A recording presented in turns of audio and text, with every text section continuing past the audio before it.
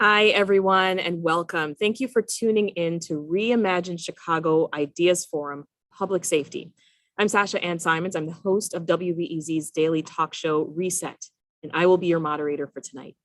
Now, our conversation for tonight is part of a collaboration between WBEZ and the University of Chicago's Center for Effective Government at the Harris School of Public Policy. This summer, we have been examining city institutions and systems that play a pivotal role in our civic life. You can find our previous conversations about reimagining city government and reimagining community investment on our website at wbez.org, and you'll find a link to that in our comments section as well. Now, over the past few weeks on Reset, throughout the month of June, we've actually been examining policing. We'll talk a bit tonight about policing, and then we're going to turn the conversation over to another aspect of public safety, and that's violence reduction. And we're an ideas forum, so we need your ideas. Tell us, what is an idea that you have to reduce violence in the city? Share that in the comments section. We'll get your reaction. We'll get reaction rather to your ideas from our guests later tonight. So let's get right to it. My first guest is already here and ready to go. It's Patrick Smith. He's a reporter on WBEZ's Criminal Justice Desk. Hi, Patrick. Thanks for joining us tonight. Hey, Sasha. Good to be here. Good to see you. I want to jump right in, Patrick, because we're coming off of a pretty deadly weekend here in Chicago. Now, we heard a lot about the potential for violence as we were heading into the holiday weekend. We feared the worst, and it happened. So give us an overview. How did the weekend go? Yeah, it was a very tragic weekend. According to police, there were more than 100 people shot in Chicago from Friday afternoon to Tuesday morning. 17 people were killed. The shooting victims included police officers and children who were wounded. We had another mass shooting with 6 injuries. It was just obviously horrific, tragic, and worse even than last year's 4th of July. Chicagoans hear news coverage about violence, especially gun violence, pretty much every day, right? Where are we statistically so far in 2021, Patrick? Are incidents of violence truly on the rise, or is this sort of par for the course? Well, it's not par for the course. We are about at the same level of gun violence this year as we were last year, almost exactly the same. But there are a few things to keep in mind with that. One, last year was really, really bad, historically bad for Chicago. We saw a dramatic rise in gun violence that we haven't seen many other times, just such a big surge. Also, though, last year, a lot of that rise happened in the summer months. So obviously, we're already to the 4th of July. We're still going to have to wait and see if this year ends up better or worse than last year. But I mean, big picture, violence is higher now than it was a couple of years ago. Gun violence, particularly, gun violence is higher now than it was a decade ago, but it is not as bad as it was in say, the 90s. Our conversations here on Reset, especially over the last month, we've been focused on reimagining policing here in Chicago. But I want to talk more about the Chicago Police Department as it exists today. Some viewers may be familiar with what's called consent decree. Will you remind us, Patrick, what the consent decree is and why it was put into place? Yes, so Chicago police are operating, as you said, under a consent decree. What that is essentially is a police reform plan that is monitored and enforced by a federal judge. And so what happened was there was an investigation into the Chicago Police Department in 2017 by the U.S. Department of Justice. It was prompted by the police killing of Laquan McDonald. And the US DOJ came in and they found patterns of abusive policing, a history of racist and unconstitutional policing. There's a lot of sort of twists and turns in the tail after that, but ultimately that was brought to a federal judge and the city agreed to this years-long reform plan that they then are checked on every 6 months to see how their progress is doing. And the idea is really remaking the entire Chicago Police Department. Well, during the series, and we will post a link in the comments so that folks can listen back, especially if they missed it. We heard about challenges to meaningful police reform. Our conversation touched on a lot of things throughout the month of June. We touched on the power of Chicago's police union. We talked about the militarization of American police forces, the contract with the Fraternal Order of Police, that's the FOP, and how often police are the first responders to situations like mental health crises. Let's take a listen to some of that.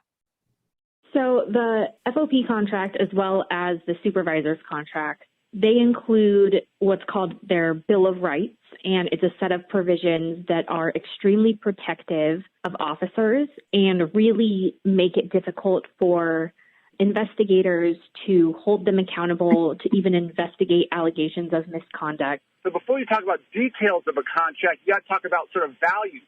What are you trying to accomplish here? And if we could promote justice, if we could rebuild trust, then everybody wins. The community wins, the city wins, and very importantly, police win as well. There's also differences in terms of the length of training. Police officers here typically receive on average about 21 weeks of classroom instruction, whereas the European standard is about 2 years. The mindset that has settled into a lot of police departments across the country, which is one that kind of sees people, the people that police are supposed to be protecting, not as citizens with rights, but as potential threats. Patrick, through all of our conversations in this series, one phrase actually kept coming up, and that was culture change. What cultural changes need to happen at the CPD in order to make meaningful reform actually possible? Well, I mean, obviously that would depend on who you're asking. I mean, there are certain police officers and who would tell you that there isn't a cultural change needed, but the consensus among many people in the city of Chicago is that the police department needs to change. And some of the things that they say needs to change are things like, I think you heard that last clip alluding to it, an idea of a sort of us versus them mentality, where police officers might see the people they're policing as different and separate from them, and as somebody that they just are not really interacting with in any other way besides a sort of law and order enforcement way, which, to be clear, is part of what we ask police officers to do. There's also this idea of David Brown, our current police superintendent, has talked about a warrior versus guardian mentality. And that goes again to that us versus them. Are you there to sort of hold back the tide, or are you there to help the people that you are working with and see them as citizens and people that you're serving and protecting? There's also, I mean, cultural change. One of the big things is just, as I mentioned, there are people who don't think there need to be changes. There are many police officers who don't believe that reform is necessary. I don't know how you would really change the department without getting a majority of officers at least to agree that it needs to change. So then the efforts then to any efforts at all to implement culture change doesn't sound like everybody's on board. So that'll make things extremely difficult. Yes, I mean, and I talk to officers, throughout my work on a regular basis, and there are some who certainly believe strongly in change, some who join to sort of be a part of that change. But you look at who the rank and file have elected to be their union head, and they have consistently been union leaders who are opposed to reform, which I think is a pretty fair indication of how at least many of the rank and file police officers feel about reform. They are electing somebody who will fight tooth and nail against it. You do hear from officers that sort of younger officers coming up, newer officers believe more in reform. They sort of joined up at a time when policing was changing, and so they're more on board for that. But there is certainly, based on what conversations I've had, and we see that the union leadership, there's clearly a large group of officers who do not believe that we need to change policing in Chicago. Well, as you registered for tonight's event, we actually collected your bold ideas on reimagining public safety. Here is one that goes a little bit further with changing the policing culture in Chicago. James said to us, quote, "Embed police officers in the most hardened communities. The city would buy residences for young police officers, say on every 2 blocks of Englewood, for example. If an officer stays for 7 years, the city would transfer ownership to the police officer. Officers would know every kid in the area, and the community would know its officers." What do you think about that, Patrick? Could an arrangement like that work? Well, there's obviously a lot of things that are appealing about it. I hear from people out in communities that have the highest levels of violence that they do feel like the police officers who come are sort of dropping in, they don't know anybody, and then they leave. And there are also complaints that police officers come traditionally from a couple very specific, mostly white areas of the city, and don't know, maybe that the first time they go into to respond to crime in a Black neighborhood of Chicago is the first time they've ever really interacted with Black people. That's a complaint I've heard from residents before. At the same time, the police union has brought up issues before about the residency requirement in the first place. Like, they don't necessarily think that police officers should be required to live in the city. So I'm not even sure how they would, I think we could predict how they would respond to this sort of idea. And I think there are probably a lot of residents who would say, well, wait a minute, we don't want you to just force people who don't want to live here to live among us. If they don't want to be here, that's not actually going to solve the problem either. We are turning over tonight's conversation, once you and I are finished, Patrick, to another aspect of public safety, and that's violence reduction. Police Superintendent David Brown spoke publicly yesterday on the issue, as we know. Remind us what he said is driving this spike. Superintendent David Brown says this spike is being driven by decisions that judges and prosecutors are making on things like whether or not people get released on bail or electronic monitoring while they're awaiting trial if they've been accused of crimes, that this is being driven by the fact that we haven't had trials. Essentially, he says that the Cook County court system is the main reason we have a spike in violence. What are community organizations saying, the ones with anti-violence programs? Do they agree on the root cause? No, I don't think they do. They would talk, and I know we're going to hear, I'm excited to hear more later from Norm Kerr with the city, that they would say that there are bigger structural issues here that drive, things like inequity, racism, structural disinvestment, and a feeling of hopelessness for certain particularly young men in the areas that see the highest levels of violence that are driving this, as well as interpersonal conflicts that are being solved too often with guns. There's also there's academic study that does not support Superintendent Brown's claim here that it's bail and electronic monitoring that's driving the violence. There are certainly tragic instances where people who are awaiting trial are accused of new violent crimes. Those are sometimes failures in oversight, but the numbers are not high enough to be sort of the driver of Chicago violence. Chicago's mayors, they've always been expected to reduce violence in the city. Does a mayor have that much influence, Patrick, over violence prevention? Is it fair that we see the mayor as the person who can deliver results on this issue? It's probably not fair, although that's kind of part of what you sign up for when you say you want to be the mayor, you want to be the chief executive of Chicago or a major city, is that the buck stops there. But what we looked at when we've looked historically, Mayor Rahm Emanuel spent a lot of time and effort talking about violence. His big solution was to add more police officers. And I did an analysis when he was leaving office. Violence was about the same when he came in as when he left. It had sort of moved where it was happening a little bit geographically, but he hadn't moved the line. And even now we're talking about this violence spike here in Chicago, which is tragic and historic, as I mentioned, but it's happening across the whole country. There have been violence spikes to different degrees throughout the country. So it's hard to say that is because of Mayor Lightfoot, because of the superintendent, or because of the county court system. Yeah. Well, Patrick, we are billing tonight's conversation as an ideas forum. Now, in the course of your reporting, have you seen a violence reduction effort in any other city that could inspire a new approach here in Chicago? Well, I don't know that it would be a new approach necessarily, but Los Angeles is a place that a lot of people point to as an example for Chicago to follow. And in particular, if you speak to people who do violence reduction here in the city, they speak almost with some regret, because Los Angeles based their anti-violence intervention efforts, or sort of gang intervention efforts, on what was happening in Chicago. But what the people here say is that in LA, they put more resources into it. They were more consistent with it. They sort of let it play out over a long period of time, and that they've seen results. Gang violence is way down there. All gun violence is way down in LA compared to what it was in the 90s, compared to Chicago now.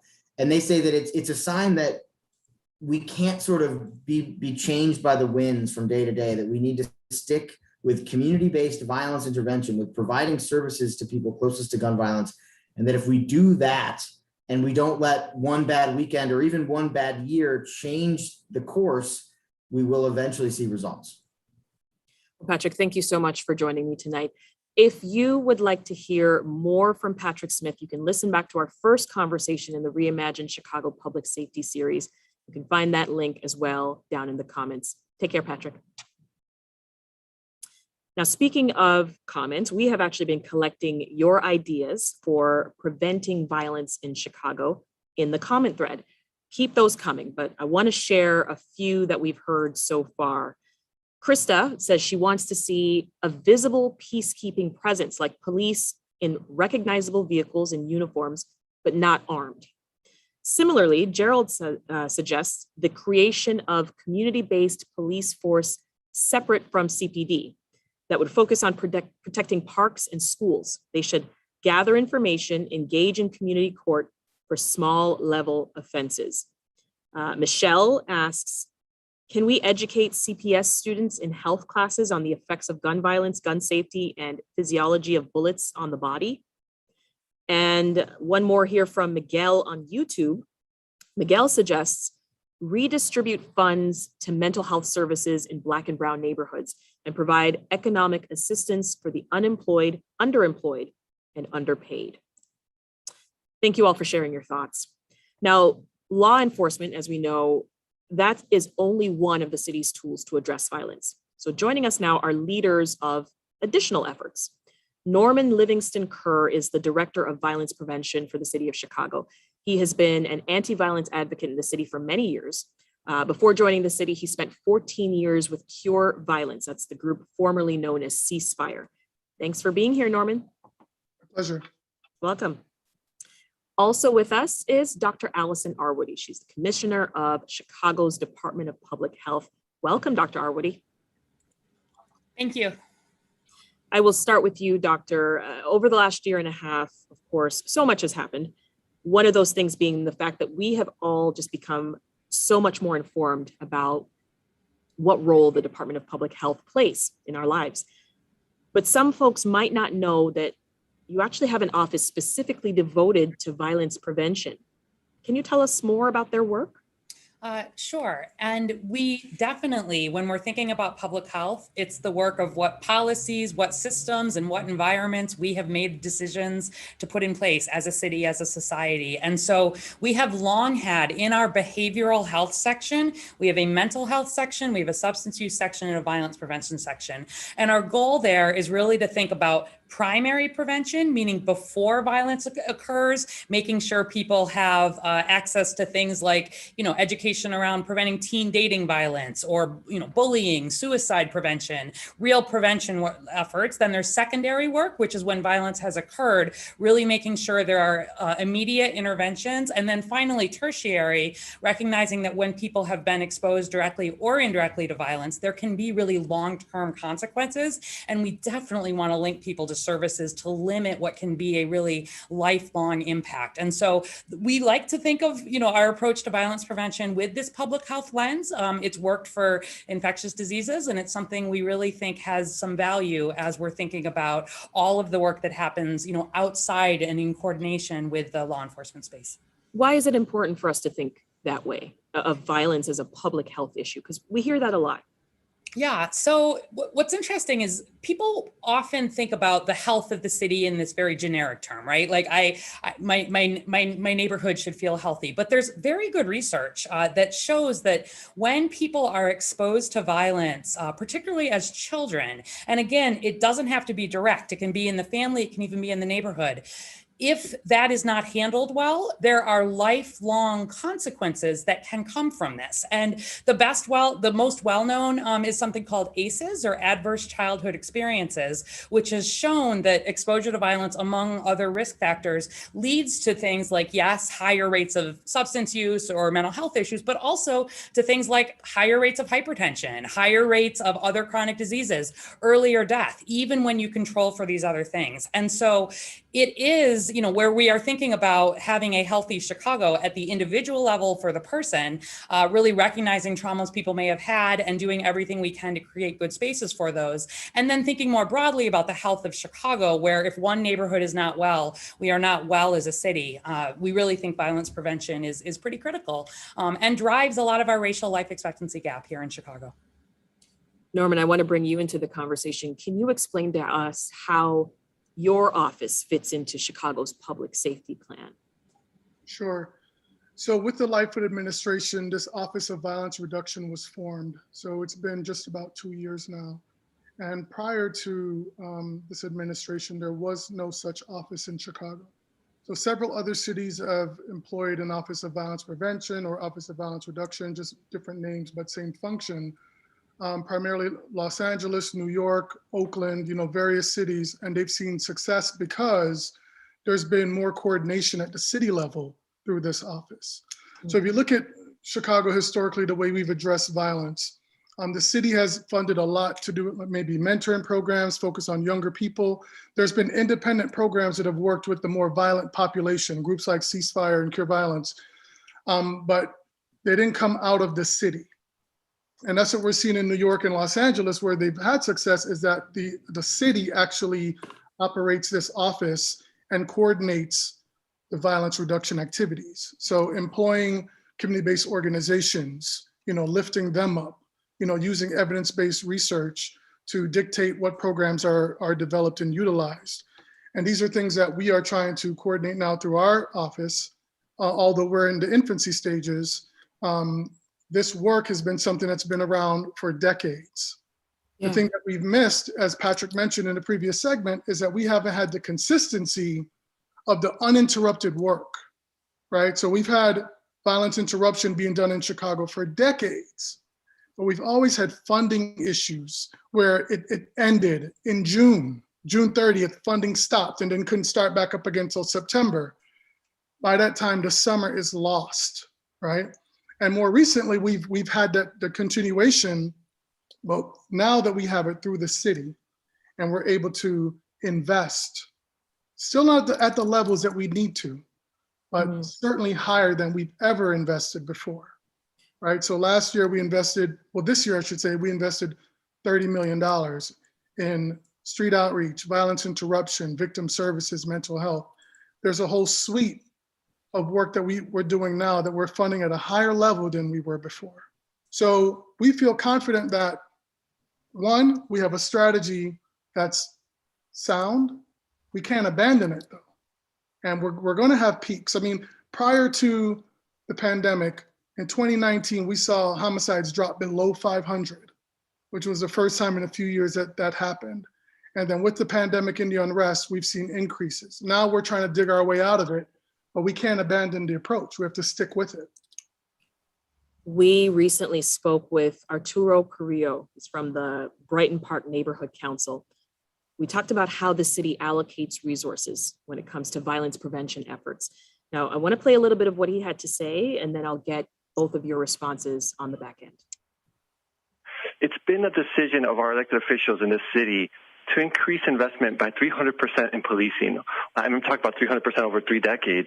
And disinvesting in public mental health resources, that's a political decision. This administration has been very intentional to promote their solution as subcontracting out to the nonprofit sector, as though the nonprofit sector can handle citywide crisis management. And that's unfortunately not the case. What we see is an investment that the mayor touts of $8 million to subcontract to nonprofit providers. And when you compare that to the $1.8 billion police budget, we're talking about a fraction of a penny that is being invested in public mental health. Norman, what do you make of his comments? So previously, the work around violence reduction, street outreach in particular, prior to the Lightfoot administration was funded, the most was funded for $1 million for 1 year. As I mentioned, this year we funded for $30 million. And we have to get on a path where we are going to increase our investments. Is it where we need it to be? It's not perfect, no, but we got to keep building on it. And what we're laying now is a foundation that we didn't have before. So we have, critics all the time who say we're not investing enough. It should be 50 million. It should be comparable to New York. We agree with all that. But we also understand we have to find the funds. We have to make a way for this to happen. And I feel good that we're building this path. Dr. Arwady? Yeah, I think what we've seen from COVID very clearly is that to get on top of a problem sort of this big and this entrenched, it really takes a whole of government approach, but also a whole of community approach. And we've seen really clearly that when we are able to make investments that are well coordinated with trusted members of communities, right? Whether that's some of the street outreach work, whether that's the work where we make sure that if there's been a homicide within 4 hours, there's a team there that is working to make sure people are getting connected to services. These are real differences and changes. And I can tell you, the health department has had this violence prevention office for some time. There's been 1,000% increase in the funding available for street outreach. We've had under Mayor Lightfoot, we've had more than a tripling of the mental health budget under Mayor Lightfoot. And we are really starting, I think, serious work on thinking about systems, right? The health department's been really pleased to work with the Chicago Police Department on the part of the consent decree about responding to people who are in crisis related to mental health. And we're developing new systems, doing new hirings, really thinking about where as a city do we need to fill those gaps. And so I think the investments that have been made, under the mayor's health plan, specifically, that was to fund more mental health services in the 15 communities that were at highest risk. And one of the things that we looked at was where are there high violence levels? With those investments, we've seen big improvements in the number of people who have been able to access needed mental health care, and it's well coordinated. So there's more to do, but I feel very good about the additional investments that have been made and the commitment to saying this needs to be a long-term investment in the communities that have the long history of disinvestment. So I've been really pleased to see that. And we are certainly committed to continuing to grow, support, and coordinate this work.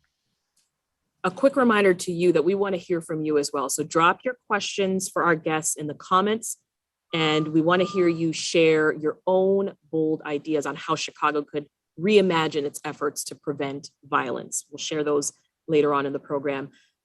Norman, I want to get back to you. You've been doing this for a long time. You've spent years working on this thing, on violence reduction, on prevention, on community healing. Think about programs that you know of that have had success. What do they all have in common when you think of them? Is there a common denominator of violence prevention? The common denominator is you have to get the right people doing the work. Those who have experience, lived experience, those who are committed to the work, but they also have to be supported because many of them come in with trauma, come in with baggage, things that they haven't dealt with. So we have to make sure that we're supporting our workers, through EAP programs, through whatever it takes, but understanding that people will make mistakes because of some of those things that they've experienced, and we don't just throw them away, we support them, right? And because of their credibility, they're going to help the programs succeed. We also need longevity and sustainability of this work. This is not going to fix the problem in 1 or 2 years. We have to have a long ramp for us to see some changes here. We're talking 10, 20 years of work, consistent, uninterrupted work. Nobody really wants to hear that. That's a long time. They want things to be fixed instantly, right? But Patrick brought up LA earlier. LA said it took them 20 years. And 20 years ago, LA was on the news. Every movie was about LA gangs. And now it's like nobody's really talking about that anymore because the problem has been mitigated.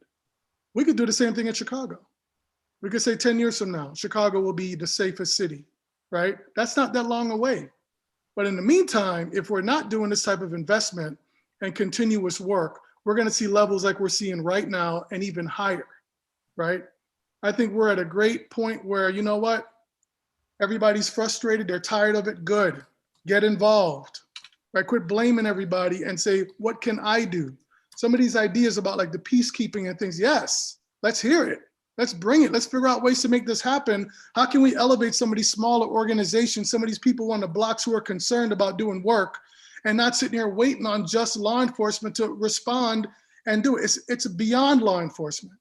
It's an all city response, as Dr. Arwady said, where everybody has a role in this. Every city department, every block, every neighborhood, every organization, we should be treating violence the way we treat the pandemic. Everybody was opposed to the pandemic. We wanted to see it gone. Yeah. How come we're not the same way with violence? Because we've been desensitized and we have to bring ourselves back to focus on it. And it's going to take everybody to say, you know what, we're tired of it and we're not going to stop. So if we do drop next year, we look at the data and we've dropped this year under 600 or 700 or whatever, we can't say, you know what, hey, we're good. Let's let off the gas. We've seen other cities do that and they spiked right back. I'm going to weave in some of these questions that are coming in from folks watching us this evening. Norman, sticking with you for a moment, why don't you tackle this one here from Marianne on YouTube? She asks, do neighborhood watch programs have any constructive role to play, or are they a negative influence? So I think anytime people get involved and in their blocks and on their streets, it's never negative, right? I think the important thing is that these groups feel supported, right? Some people are afraid to participate, to communicate, because they feel like there's going to be repercussions for that. They have to feel supported. So if they see something, they want to say something, there can't be any consequences to that, right? So we have to make sure that the mechanisms are in place to support them. And not just with law enforcement, but some of these community groups and organizations, we need to organize something where we can have the proper support so people will feel comfortable, right? And that trust will be there, that they will share information. And what we're missing in some of our neighborhoods is the social disapproval of the activities, right?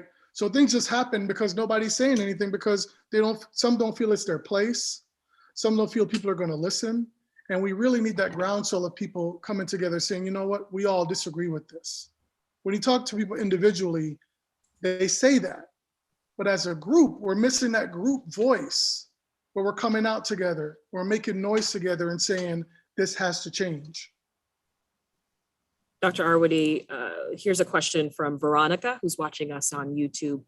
She asks, we know that social determinants of health, like poverty, lack of housing, mental health issues, racism, that they're the root causes of violence. How will the Office of Violence Prevention and the Chicago Department of Public Health address these root causes? Sure. So, and thank you for that question, because I think it is really important to take that all the way back, right? Sometimes there can be a tendency for people to ask, what's wrong with you, right? Like, why is this happening? And instead, this more trauma-informed long-term lens, it's about what's happened to you, right? What's happened to you at the individual level, what's happened to you as a community, why have you had different opportunities? And so the health department, even before COVID, had put forward what's called Healthy Chicago 2025. It was our plan under Mayor Lightfoot for these next 5 years. It was focused on the racial life expectancy gap. And specifically that says that here in Chicago, it's almost 9 years that people who are Black in Chicago live less long than people who are not Black. And the number 2 driver in there is gun-related homicide. But where we look at what do we do around that? Yes, there are specific programs for the main drivers of the gap, but also this is about thinking about how do we actually invest Southwest, right? Create education opportunities. How do we better connect people to resources? How do we see where are there gaps in something like mental health? And let's actually build those up in the neighborhoods that it's most needed. How do we say where people don't feel safe, they are probably not going to go out to exercise, right? And so what is that long-term impact? How do we work to mitigate that? How do we create safe spaces, even if it's a space within a community that can grow? And so I 100% agree and believe that what we are seeing here is a result of the choices we've made as society. And in a long-term way, we've got to keep addressing this, but we can't only do long-term, right? There also needs to be what are we doing right here today and tomorrow? And balancing that is a challenge, and they both need attention. Dr. Araceli Gomez Aldana is watching us on Facebook right now. She's also a reporter and anchor here at WBEZ. And she asks what you think about Governor Cuomo in New York declaring gun violence as a public emergency. What are the benefits of doing that? Yeah, so I saw that this morning, and what, as people may or may not know, just recently Mayor Lightfoot did a declaration of racism actually as a public health emergency here in Chicago, and we did that to pull attention, but also to really say there are resources, there are new approaches, there is a data-driven way to doing this. And it is not a mystery that violence needs attention, right? And is a public health issue. This is something that I think anybody here living in Chicago would identify as something that we already, we need to work on as a city, that there is investments and need for more and different approaches, which is why it's good we're having these community conversations. And so I want to be careful that when we're declaring this emergency term, we usually think of something that has a beginning and an end, but also that there are specific resources. And so if that helps drive resources in a particular way in New York, great, right? I feel like here, I mostly want to make sure we're using data and we're focused on outcomes. If there are declarations that can make that more likely to happen, I'm willing to do it. But I think we actually have recognized this issue here and are making some of the needed investments already. But yeah, I was, anytime people are wanting to connect public health and violence, I think it's appropriate.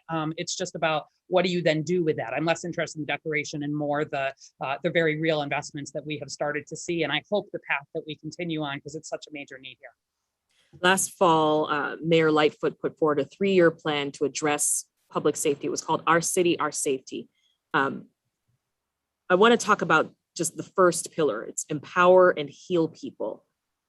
Norman, can you give us an example of an initiative that is addressing that goal? Sure. So previously to the Lightfoot administration, the focus has been a lot on young people, preteens, young kids, teenagers. When we were looking at empowering and healing people, we're thinking about those who have been marginalized, victimized, and those who in turn are even violent. And one population that we knew there wasn't enough focus on was this, what we call this high risk population. So this older group, that's, late teens, mid to late 20s, 30s, even 40s that are in the streets and they're violent. And we wanted to make sure that we really elevated the work around this population because we know the impact that they have on our city and in our communities. And if nobody's working with them, if we're just waiting for law enforcement to arrest them and there's no intervention, then we're going to continue to see high levels of violence. And we wanted to make sure that we were thinking broader. What groups do we need to really address? So of course, we have some young people that are, on the fringe, some people say, but they're becoming way more active. And we're not saying abandon this group for an older group. We're saying we need to focus on the entire spectrum, but we want to make sure that the spectrum is more inclusive of those who are in the mix right now. So if we're coming from it from that standpoint and thinking about like even mental health, for years, when we mentioned mental health with this older group, it was almost like, oh, they didn't have trauma, they're just violent. It wasn't that, they've experienced so much and some of those experiences led to some of this behavior. It was, no, that group is reserved for law enforcement. They don't have mental health issues. Come on, right? So one, acknowledging the impact of trauma on all of us, the generational trauma that some of these participants that have experienced, it's unbelievable. It's just something that we haven't been talking about, right? So we're not letting them off the hook. We're just acknowledging where they come from and some of the behavior that we see as a result. So we wanted to make sure that we were standing up work like that that's been ignored and putting more investment into populations that have been ignored, unsupported, and that's just an example of part of the plan. Before I let you go, Doctor, can you also share maybe an example of a public health initiative that connects the empower and heal pillar? Yeah, absolutely. So, one is we've been doing work with Chicago Police Department to really expand diversion and deflection programs. So if people really their primary issue is one of substance use or it's a mental health issue, can we completely divert that person out of the public, the sort of criminal justice system and directly into healthcare services? And so I'm actually going to be standing up with Superintendent Brown tomorrow, talking about some expansions that we're doing in that space. I think it's this recognition that a lot of the things that we have historically dealt with through criminal justice are probably most appropriately, at least initially, addressed through our public health system. So we've made real investments and expansions there. And then I think the other piece is just very explicitly victim services. So where people have been impacted by violence, really specific investments to make sure that those people are directly connected to mental health services in their neighborhood, that we don't just say, here's a sheet, go ahead and get it. We actually make that connection happen, work to reduce that stigma, and do everything we can that when violence has occurred to limit what can be really lifelong effects. And so those are examples of new investments that we've made as part of that plan. That is Dr. Allison Arwady, the Commissioner of the Chicago Department of Public Health. Also with us, Norman Livingston Kerr, the Director of Violence Prevention for the City of Chicago. Thank you both for your time this evening. Thank you. Thanks for the important conversation. Now let's talk about some of the bold ideas that could transform violence reduction in Chicago. So I want to welcome now Berto Aguayo. He is the Executive Director of Increase the Peace. That's an organization dedicated to tackling the root causes of violence. Hi, Berto. Thanks for joining us. Hey, Sasha Ann. Nice to be here. And from the University of Chicago, Christopher Blattman. He is an economist and political scientist who studies conflict, crime, and poverty in sub-Saharan Africa, Latin America, and right here in Chicago. Welcome, Christopher.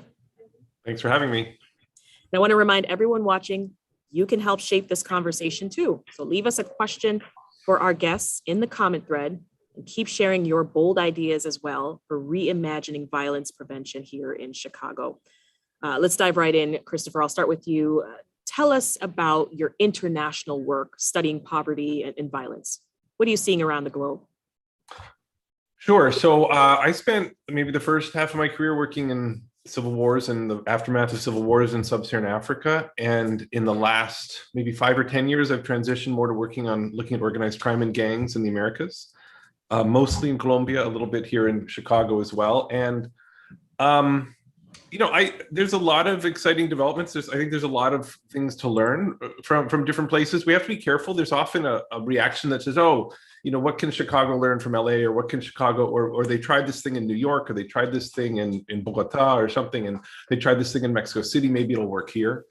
And so there's a lot of going for the cures without sort of saying, well, is this actually the cure for our disease? And so I always tell people to pause, and rather than leap to the solution, try to define the problem, and then look for the places in the world where the violence has some similar roots and similar causes. And it may be very different, right? It might not be New York, it might be Monrovia. And so it requires an open mind. So perhaps you don't want to directly maybe compare cities, or, as you said, it's sort of each solution is different for each place, but can you identify at least, Christopher, who is getting it right based on what you've seen? Like any interventions that you've seen that actually are reducing violence? Sure. Well, I can give one example that's already partly made its way to Chicago. And it came partly because I was in Monrovia more than 10 years ago, which is in Liberia. It's a small country on the coast of West Africa. It's a former American colony. It had gone through 15 years of civil war. It was completely devastated. Most people were law-abiding and nonviolent, of course, but there was this little sliver of society, many of whom had been fighters in the war, who were really poorly integrated, and there was just a lot of street violence. There was a lot of fighting. There was a lot of crime. There was a lot of increasingly violent crime, home invasions, armed robberies, and such. And I stumbled across a guy named Johnson Bohr, who had been a fighter himself. He had spent 15 years tinkering and trial and error, trying to sort of find a program to help people rehabilitate that he called his transformation program. And he was showing me around the city, and every time we'd go to I was trying to figure out how these criminal sectors worked. And every time we'd go to a drug den or talk to the pickpockets or whoever, somebody would come from across the street and give him a big hug and say, how do you guys know each other? And he'd say, well, I used to be like him. And he pointed the drug dealer or the pickpocket or the guys who committed armed robbery. And then I went through Johnson's program. So we ended up, long story short, we ended up running a big study of Johnson's program. It turns out it's a mix of economic assistance and what's basically a locally adapted version of what we call cognitive behavior therapy. Now, he didn't call it that, he didn't know that, but it's a really common approach to sort of helping young men tackle, helping anyone, and in this case, young men tackle some of their automatic, reactive, hot-headed, like less than optimal responses to really difficult situations. And it was just 8 weeks long. We ran a huge randomized trial of it for 1,000 people, and we found that it reduced violence and crime by about 50%. We're now going on after 10 years, and those effects are still lasting. And it just so happened that at the exact same moment, somebody was studying a very similar program called Becoming a Man in Chicago with high school students, same effects. And that's led Chicago to a new program, which has been underway for 2 years now, called Ready Chicago, which this Liberia program had a hand in inspiring and designing, and it's been rolling out to some of the highest, the men most likely to be pulling a trigger in the city. And the early signs are that this cognitive behavioral approach combined with employment and some economic assistance is really making a big difference in people's participation in violence. I'm going to pick your brain more about Ready Chicago in just a moment, but Berto, can you jump in here? Tell us about your work with Increase the Peace. Sure. So I think to talk about my work, I got to share a little bit about my story and just kind of how that ties into the topic, but also the work that I do with Increase the Peace. So born and raised in back of the yard, single mother. I like to say that I was made in Mexico, but I was born in Chicago, St. Anthony Hospital. And growing up, there were not a lot of, resources, the struggles that come with living in an apartment with your mom, with your aunt, with your primos, with your primas, all in the same apartment. And so my mom worked as a hairstylist, and because she was working so many hours, and my aunt was working, I think she was used to clean companies, and they would send her out and deploy her to clean up stuff. There was often no supervision at my house, right? So the one place where I remember finding a safe haven was at our local church, because they had a gym, the St. Michael's open gym. And that was the one place where we could play soccer, we could, find a non-parent role model maybe, right? But then shortly thereafter, they closed that center because the volunteers that were running it no longer had the time to continue to open up the center. And so kind of got lost in the shuffle, ended up gangbanging and getting involved in a lot of negative things. And it wasn't until I was about 17 years old where, luckily, just serendipitously, my principal connects me to a job with MICVA Challenge, right? I was serving an in-school suspension for a gang fight. She says, hey, here's a job. I want to make sure we don't lose you this summer. She gives me that job application. And that job opportunity, working with MICVA Challenge, interning with a local elected official in the North Side, just changed my life completely, right? It was this one opportunity that just came very luckily, right? And at the right time from the right person. And now what I do is basically try to recreate those opportunities for other young people in our community. This summer, we're going to be employing about close to 100 young people to organize in their communities, to give them the tools of community organizing, not only to change their communities, but also change themselves in the process, right? And to have a network of social capital of other non-parent role models that can help them through the process of organizing, of leading a movement, of making their communities a better place. And so ultimately, that's kind of the work at Increase the Peace. A couple of the things that we are famous for doing is overnight camp house, where we locate a hotspot and we stay there till 4 a.m. But now we've also expanded to include food access work. We've expanded to employing young people to do vaccine registration, employing disconnected young people to help us give street vendors relief checks, right? And assessing applications for who needs help. And that's all been pivoting from the last year, because we've realized there's so much more that our young people can do, but also that our community needs at the moment, given that we're still in this pandemic. Is part of what you just described the Opportunity Youth Reconnection Hub? Yes. So the Opportunity Youth Reconnection Hub, over the years, we've been involved in multiple conversations with folks like Threat Chicago, but also through quality of life planning with stakeholders. And one of the things that we realized could be a solution was, when I had that St. Michael's gym, I could go to it because it was within that 2-3 block radius from my house, right? Sometimes we talk about we need youth centers, but we don't realize that in a neighborhood like Back of the Yards, there's 6 different gangs. If we have a youth center in one place, it will be inaccessible to everyone else who lives in the other pockets, right?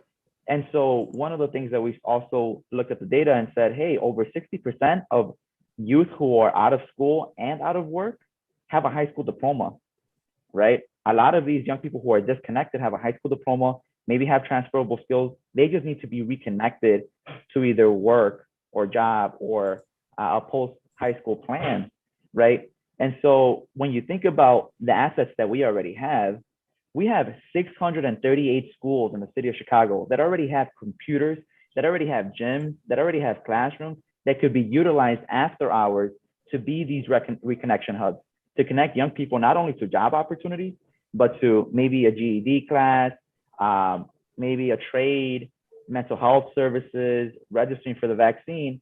And if we think about the unemployment rate, right, and we think about all these young people who have some college or maybe have a high school diploma or who are coming out of college and want to be involved in the neighborhood, we could literally employ those young people in those communities that are coming out of college or that are still in college to be the coordinators of that space, right? So they can be role models to the other young people, just like they were to me when I was growing up and I was seeing 20-year-olds opening up the St. Michael's Community Center, right? They can be role models and coordinators and empower our people in our own community to really have those spaces be for and by the hood, right? Because a lot of these schools, they'll close at 4 or 5 and they just sit there, right? And we don't use them. They sit there on the weekend. And it's like when we think about community assets, that is something that every pocket of our community has, an elementary school, a high school, that we should be utilizing. And I don't know, it boggles my mind sometimes to think that there's young people outside of a school getting shot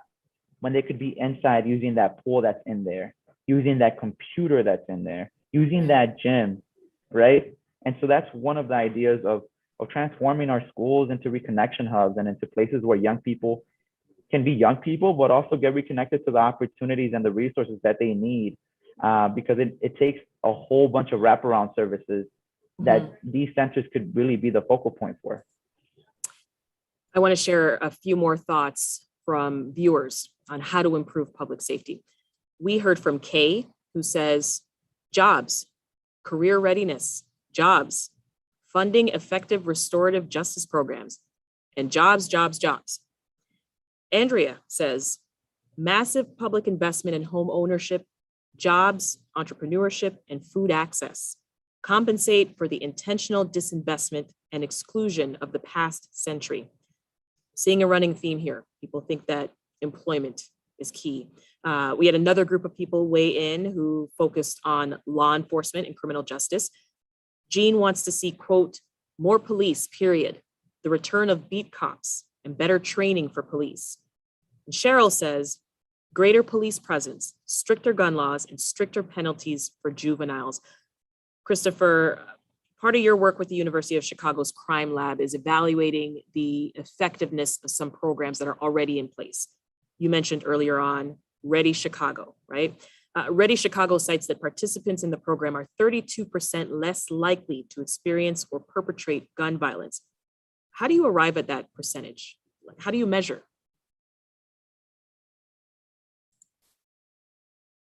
You're muted. Sorry, I was trying not to interrupt Berto with my children in the background. No worries, go ahead.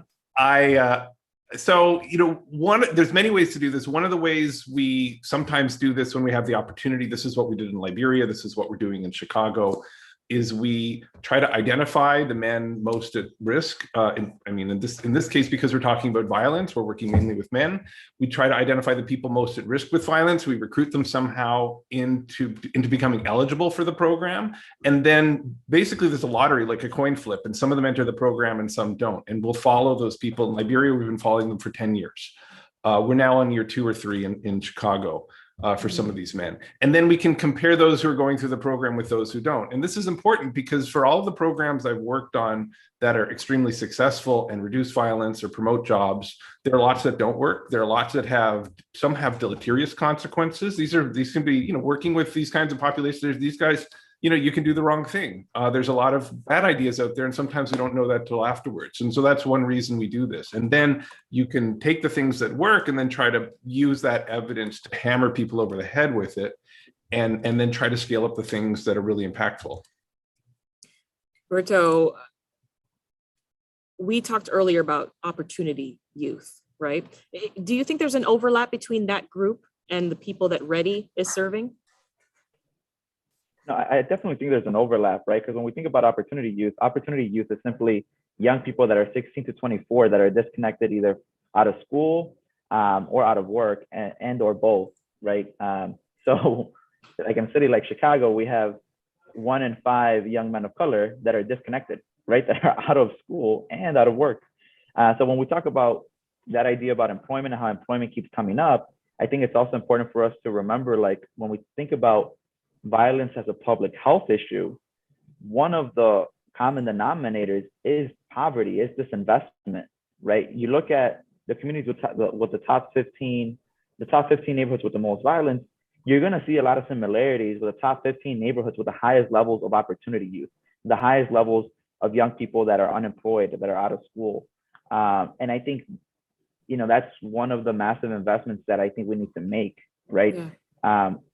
Expand programs like One Summer Chicago so that they're year round, not just in the summer, because we've had people that we engage in the summer, and because of a lack of funding, we lose, after the summer. We lose young people that age out of After School Matters, an After School Matters program, because they're no longer in high school, right? And all of those things contribute to the violence, because when young people have nothing to do, when young people don't have a productive way for their formation to be expressed, or positive role models around them, then the streets become very seductive. It's an interesting way to put it, but so very true. As we wrap up, gentlemen, a final question to you both. What can someone who's watching tonight do to help make Chicago safer? What would you say is the first step that you would recommend for someone who wants to get involved? You first, Chris. I guess as a general principle, one thing I want people to take away, just as they think, as they vote, as they give money, is, for example, people are saying jobs, jobs, jobs, jobs, jobs, jobs, jobs. I'm very sympathetic to that. I spent a lot of my career not only studying violence programs, but also employment programs for this very reason. But that's not actually the solution in my mind, because there's a very small number of people who are actually committing this violence in the city, right? Most young men, no matter how underprivileged or poor or whatever, are not pulling triggers, right? Let's get that out of our mind. Let's not tarnish everybody with this brush. Let's remember that it's maybe a few hundred who are killing in a year and a few thousand who are pulling a trigger in a city this size. And so we have to target. And you might target with jobs, you might target with cognitive behavior therapy, you might do something. But the one thing I would say is just don't tar all of these young people with the same brush. It's a really, really small group. We know how to find them. Programs like Berto's finds them, programs like Ready finds them if they put their mind to it. This is not rocket science. People in these communities know who these guys are.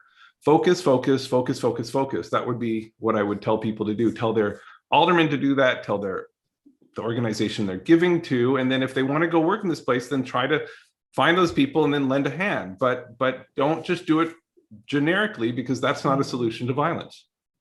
Berto, what are you telling folks tonight? What can they do to help? I think in a similar note to Chris, I think number one, that it takes a holistic approach, right? The wraparound services that everybody needs. But I think also when we're thinking about violence, to look at the root causes, right? And when we look at root causes, it's really about prevention and not just reaction, right? Because a lot of times when we react, it's already too late.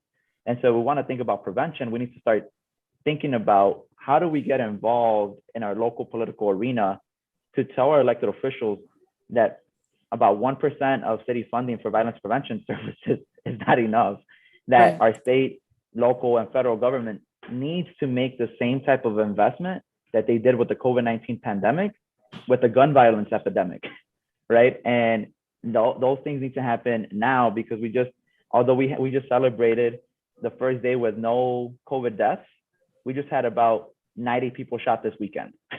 And so we need resources that tackle this issue in a holistic, wraparound way, and that targets the individuals in our communities, but also empowers and gives the people in our communities who have been through the issues, who live in our communities, who have lived through the very same experiences that other folks are living through right now, the tools and the capacity to do that work, because they're the trusted messengers in the community, and they're also the folks more likely for folks to listen to. I want to share two audience ideas before we go tonight. Stephen says, how about empowering financial literacy and banking for young people whose family might not have bank accounts? Tie it in with paychecks, get banks to waive fees for youth workers. And Michelle, who's watching on Facebook, says schools could also provide space for mental health clinics. The whole community could access the services. Our thanks to Berto Aguayo. He's Executive Director of Increase the Peace, and the University of Chicago's Christopher Blattman. Thank you both. We'll have to leave it there for tonight. Now, on behalf of WBEZ and the University of Chicago's Center for Effective Government, we would like to send another big thank you to all of tonight's guests. And thank you for tuning in, for chiming in and sharing your ideas with us. We really appreciate it. Our Reimagine Chicago series continues next Monday. That's when we turn to education. You can catch Reset every weekday at 11 a.m. on your dial at 91.5 FM, or you can stream us live at WBEZ.org. Before you go, take a moment, please fill out our post-event survey and share your thoughts on tonight's program. The link is right there below in the comments. For now, I'm Sasha Ann Simons. Thank you again for being with us tonight, and have a good one.